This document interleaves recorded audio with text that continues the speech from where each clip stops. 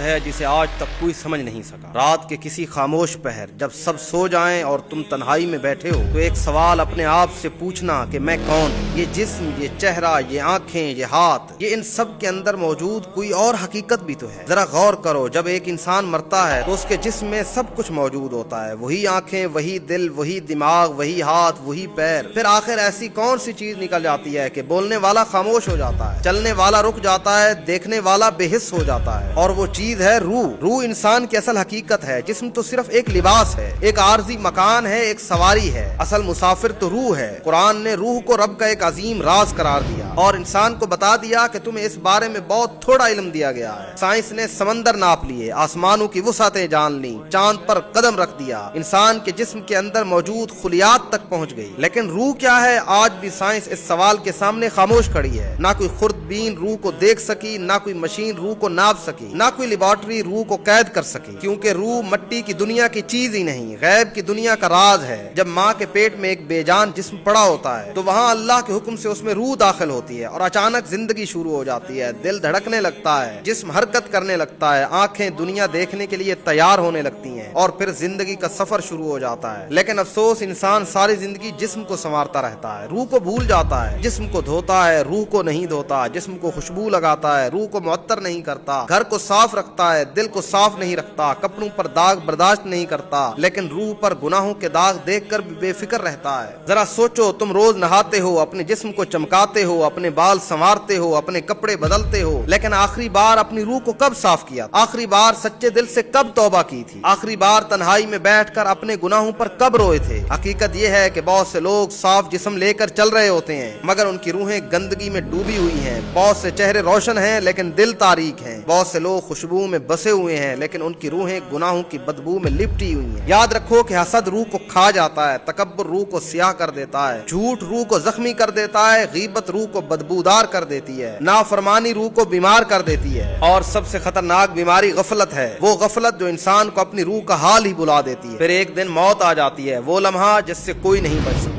اس وقت فرشتے آتے ہیں اور روح کو جسم سے الگ کر دیتے ہیں۔ اس لمحے ساری دولت ختم، ساری طاقت ختم، ساری شہرت ختم، صرف روح باقی اور اس کے اعمال باقی۔ لوگ جسم کے پاس کھڑے ہوتے ہیں، رو رہے ہوتے ہیں، لیکن روح ایک نئے سفر پر نکل چکی ہوتی ہے، عالم برزخ کی طرف۔ وہاں نہ بینک بیلنس کام آتا ہے، نہ عہدہ، نہ شہرت، وہاں صرف اعمال ساتھ جاتے ہیں۔ تو ذرا غور کرو اور سوچو کہ اگر آج تمہاری روح تمہارے سامنے لا کھڑی کی جائے تو کیا تم اسے دیکھنا پسند کرو گے؟ کیا وہ روشن ہوگی؟ کیا وہ اللہ سے ملنے کے لیے تیار اور بےتاب ہوگی؟ یا پھر وہ خوف سے کانپ رہی ہوگی کیونکہ اس نے ساری زندگی گناہوں کے علاوہ کچھ کیا ہی نہیں ہے؟